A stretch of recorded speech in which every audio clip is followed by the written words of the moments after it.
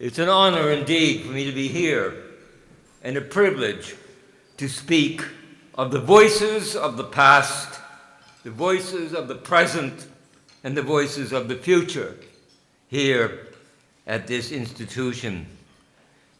It is 62 years since I arrived on this site as AWR had asked me or had hired me to be his assistant. And that started me on a journey that influenced the rest of my life. And so during those times here, I developed a deep, deep friendship with both Angie and AWR. I am moved deeply to be asked so many decades later to be a part of this celebration. And I'm also pretty grateful to have very clear recollections of those events of 70 so long ago. This institution was only 13 years old when I first came here as AWR's assistant. But I have to tell you, there was no job description that went with the position. It was do whatever he wanted me to do, whenever he wanted it done, and a little bit quicker than he thought I could. But let us be still for a minute. Let us listen for those voices, those words, the thoughts of the people who have stood on this ground, who have lived here, who have left here, some for Australia and New Zealand and other places. Listen. According to the Celtic mysticism, there are moments when the thin veil that separates our reality from other realities is lifted for a moment. The veil rises and we stand for a bit in another location. The temporal and the eternal join. The past and the present and the future unite, and we sense for a moment a wholeness. And so it can be on this celebration of the 75th anniversary of what I'm calling the consolidation of the planning of AWR and Angie and Angus L. MacDonald and several local residents not far from where we are enjoying this wonderful meal. They were here, dreaming, visioning, and so it comes for us to be here tonight to recall the people and the events and to look to the next 25 years when others will celebrate the 100th anniversary of the Gàidhlig College. The Roman poet Virgil wrote, "O Inamek haik memenisse uabit." With those words, Aeneas reminds his followers at a difficult time in their lives that someday it will be pleasant, indeed worthwhile, to recall these difficult and trying events. And so we do recall that there were difficult events of the past, but we celebrate the present, we ponder the future, and we rejoice in the celebration. 75 years in human life is a time that brings you to your senior years, when you're aging, when you're planning for your departure and your demise. So it was with the late J.D. Cameron, Mabou's first hotel keeper and its second merchant. Not a churchgoer he was, not a great reader indeed, a businessman with several enterprises on the village street. One day, John Beaton of Mabou, perhaps a relative of Rodney, noticed that J.D. was sitting on the veranda of the hotel, reading on a business day. Reading a book on the veranda. He dared to ask the 75-year-old man, "Mr. Cameron, I didn't know you liked reading. May I ask what you are reading?" Cameron replied, "The Bible, sir, the Bible."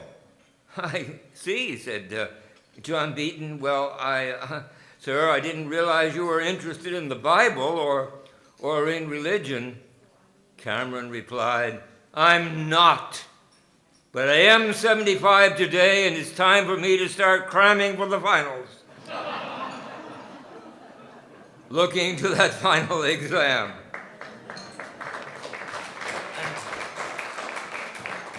And so in recognizing this institution's 75th birthday, we who are the members of the board, we who are the staff, we who are the friends and supporters are not cramming for the final, but rather opening new chapters with great expectations. So, whom did you hear as you listened to those voices during those moments of silence? Did you hear the Mi'kmaq language of the First Nations people who roamed this peninsula, fished in the waters of the bay, and aided shipwrecked sailors? Or did you hear the voices of the Boyles and the Doyles and the Daphnes and the others living at the mouth of the bay, living at what we now call Englishtown? It was they who perplexed the immigrant Norman MacLeod and his followers, that they were all speaking English, and hence the name Englishtown.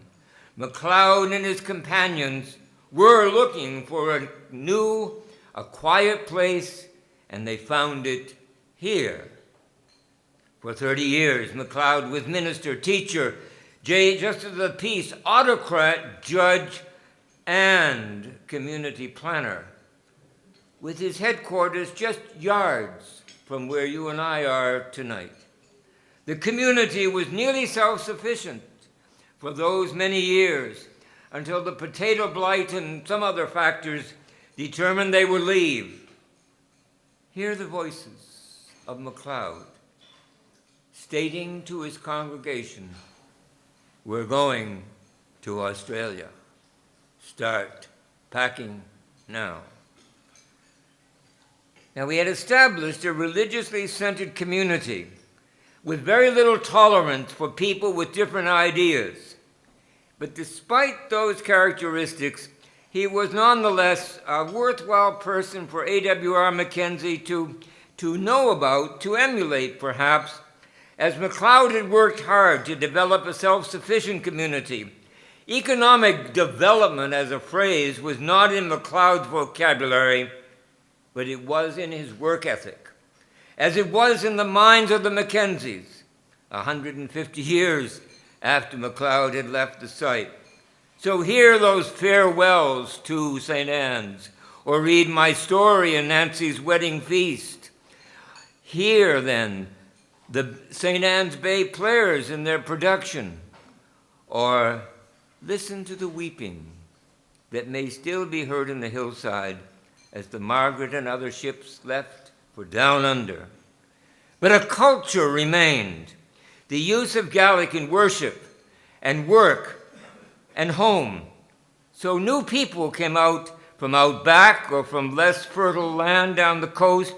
Memories continued, and letters were exchanged with the down under people. Not far from where we are gathered, Angus William Rugg Mackenzie sat for many hours, pondering, visioning, plotting, and daring to leave his ordained ministry, daring to leave the comfort of a manse and a regular salary. In the mid-1930s, not good economic times, thinking, however, of MacLeod, and concerned indeed about Gàidhlig. With his wife, Angie Brownell, they surveyed the scene. She loved the view out over St. Anne's Bay, a bit obscured now, but in the winter it reminded her of the prairies of Western Canada. And it was there in the west, on the prairies, that she had met Mac, as she always called him. She never said Angus, unless she was angry. She recounted to me with a laugh how she and her husband first met. He was a student minister, and she a school teacher on the prairies.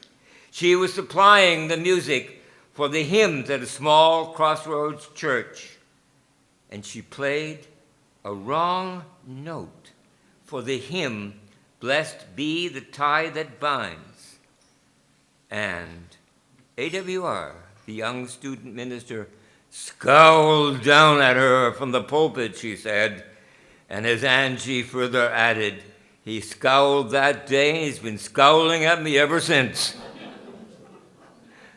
Taller than he, however, and with no background in Celtic music, weaving, or business management, she undertook to help support the young Cape Breton Island Gaelic Foundation, as it was once called. AWR loved elaborate titles.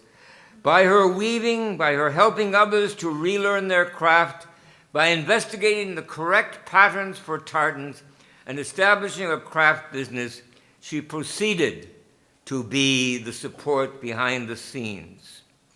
So many voices. When I arrived in Sydney on the 1st of June, after my freshman year at Harvard, I came by bus from Boston, and AWR met me.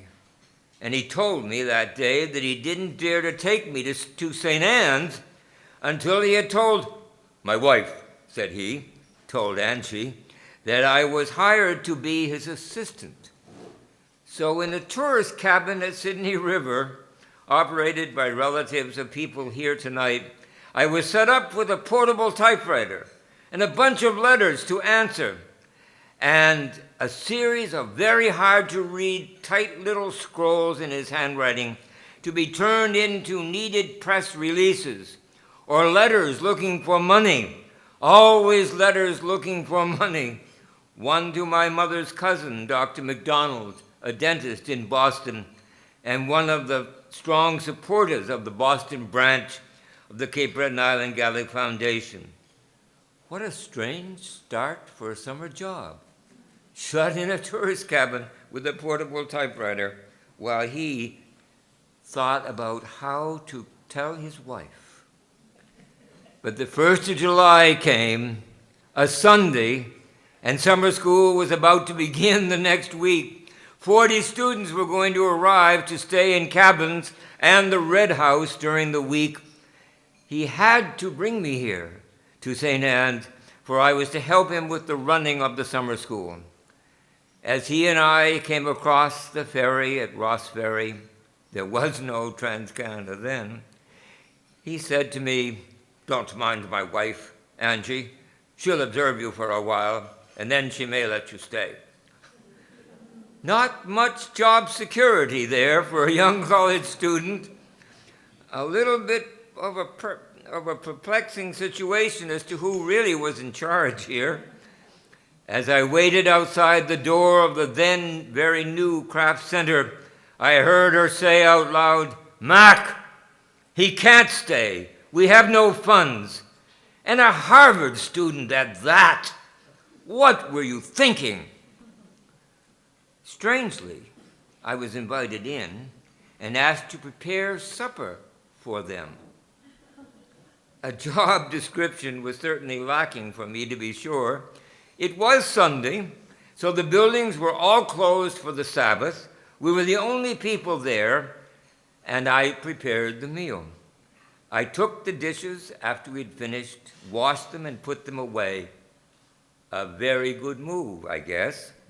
For I can hear her yet saying, "Well, that was useful and well done. You can remain for a week to see how things work out." And we came to be fast friends. On our long trips to Sydney, when I was driving AWR to meet with people who would be summer school students or to meet with bankers, he snoozed sometimes, or he wrote, but he sometimes talked about the young years of his childhood at the Stone Cottage, a gardener's cottage, on the Clandonald estate, the Lodge it was called, near Portree, and how he came to love the bagpipes as they were played at the lodge. So great was his love for them that when he left Boston in 1913, he was eager to hear the pipes at any times.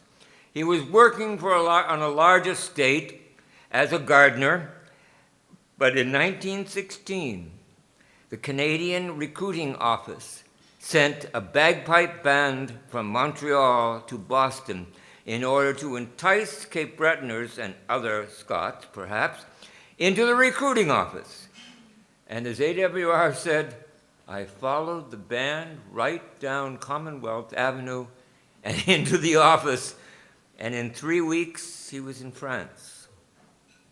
He came to be a nursing orderly of some sort, I think.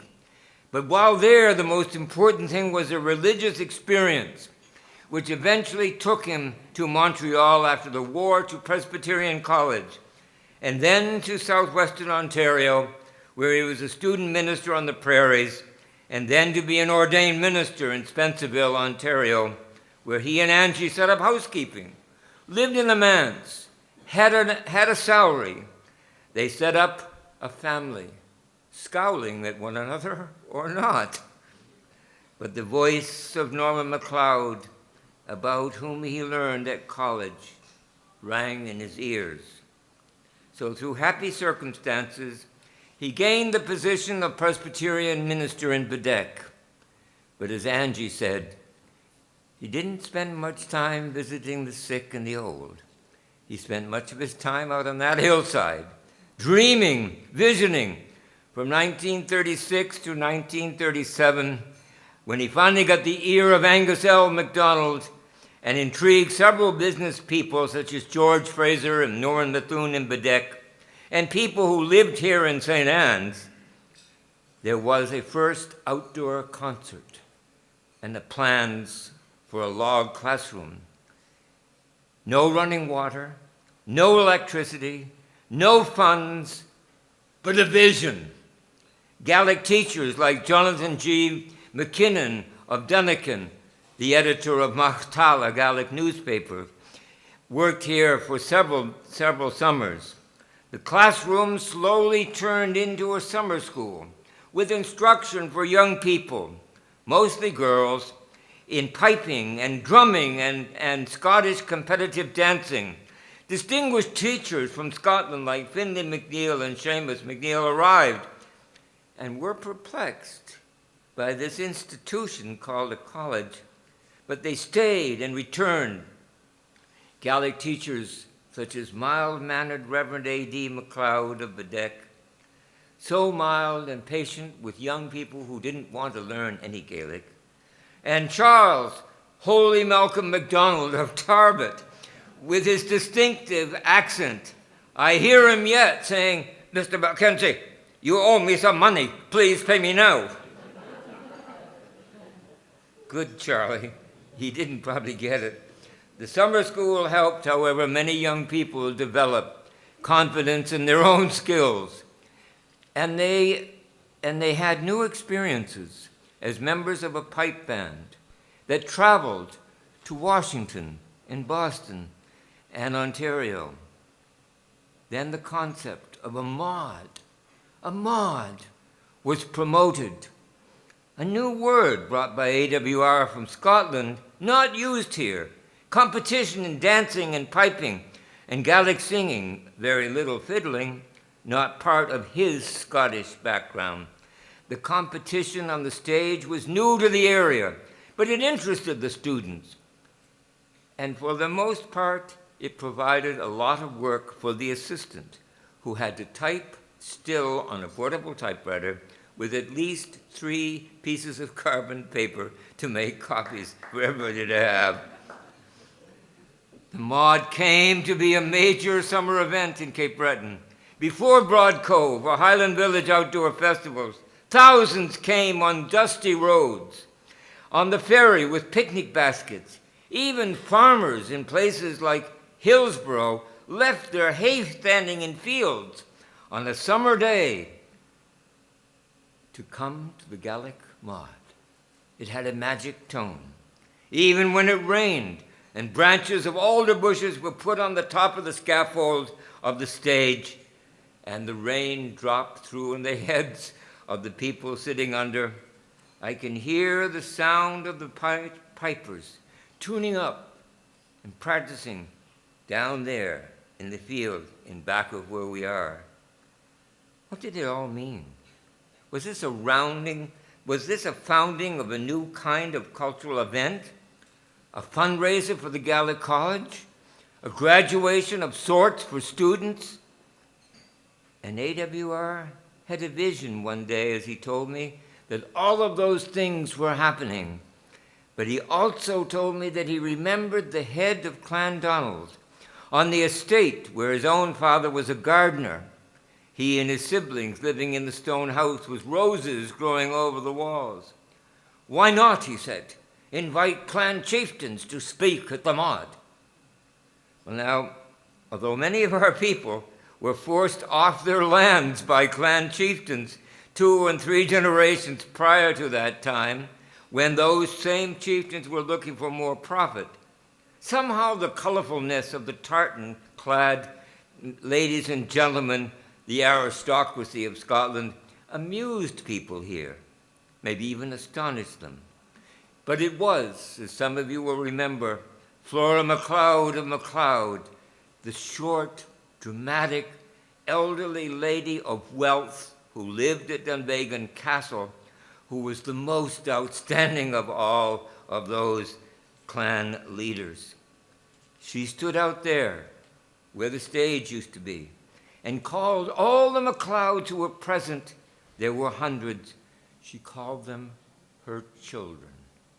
I hear her yet. She believed it, and so did they. What drama! What a useful concept of economic development. Clan revival. Well, it didn't actually happen, but they came, clan chieftain after clan chieftain. Summer day students, teachers, and tourists, I hear them, and I can see AWR standing out there on the balcony of the Crafts Center. There was a balcony in those days over the doorway. It was a new center then, spiffy. And his high-pitched voice, he stood out there on that balcony and gave orders with his hand pointing out to various people below him on the grounds to do this, to do that, to go here, to go there. And off he went to plot in his upstairs office behind a closed door. And then a small museum was added at the end of the log building. An older gentleman came down by the Cabot bus in the morning and stood at the entrance. And in his Tarbert tone, he used to say, "Just drop a quarter in the box." And with no concern for the artifacts, no white gloves, he picked up all the items that were there and explained them to the visitors. But he was hospitable, knowledgeable, and interesting. The first museum on this island dedicated to the lives of immigrant generations and to Giant Angus MacAskill. The giant, as the curator would say, Giant MacAskill. I hear the voices of the summer school students as they arrived on Monday morning or walked up the hill as Maura Jean MacLeod did, as others came by bus and station wagon with their parents from New Waterford and Glace Bay, bringing with them their Highland dress costumes, coming to class for the week. How much they loved to go with AWR in his car, half a dozen or more of them in his sedan and on the back and the front seat. No seat belts then. They were off to small concerts. There was so much talk and chatter. And on the way back, he always treated them to ice cream. Their quarters were minimal. Outhouses, very little running water at first, no fine quarters as there are today. I'm a little surprised that no health inspector shut it all down. Now, where in the world would you find a group of Gaelic College students who on an August evening set forth with me and others to look for Margaret Matheson, who went for the cows? She lived on the farm between North and South Haven. And there she was, up on the top of the hill, sitting on a stump. And all the students were looking for her and calling her by name. And when I found her, she smiled and said, "Well, I knew where I was, just didn't know how to leave here. Thought you would find me." Margaret Matheson, the aunt of Maura Jean and the grand-aunt of Barry Watson of Inverness and relative of so many others. What a lark for our students. And all the while, Angie was developing the craft center, teaching weaving, answering questions, training her workers, insisting on excellence. You will have to take out that row and start all over again. It's not even, she would say to the young weavers, as she counted every colored thread to be sure that the set for the tartan was right. But most of all, I hear her voice speaking of her own concern.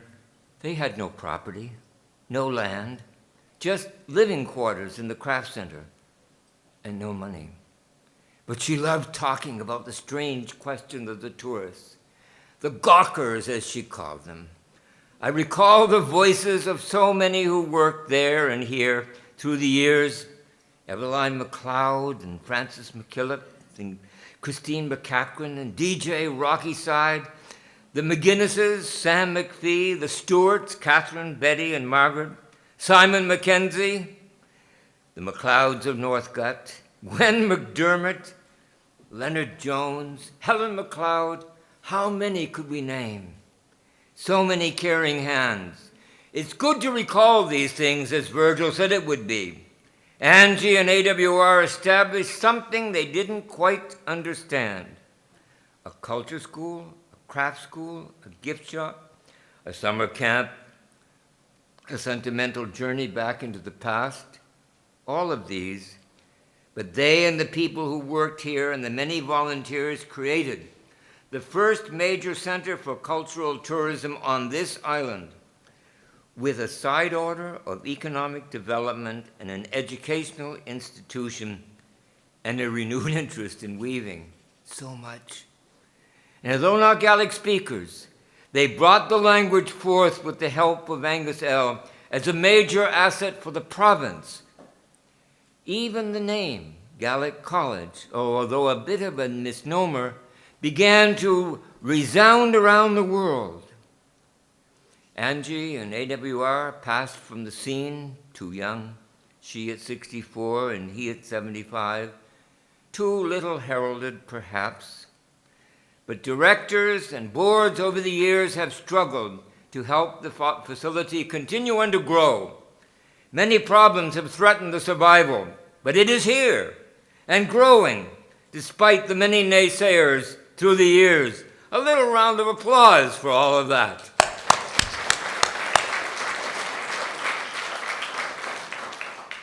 Today, as you look at the grounds, as you survey the many events in this celebration, you know that the college is alive, working towards a new status. I hear people talking, looking, imagining, promoting. I even know a person who told me last week that the Gaelic College was the best time in her life. She learned to be an excellent piper, and she enjoyed the company of the friends that she made. Oh yes, the experience is remembered.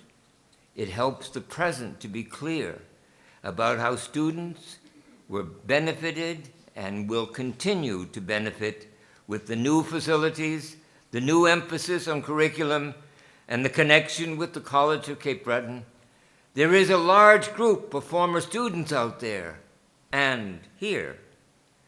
It's on a much more secure financial foundation now, this institution, with no major debt hanging over its head, and it has strong, dedicated leadership.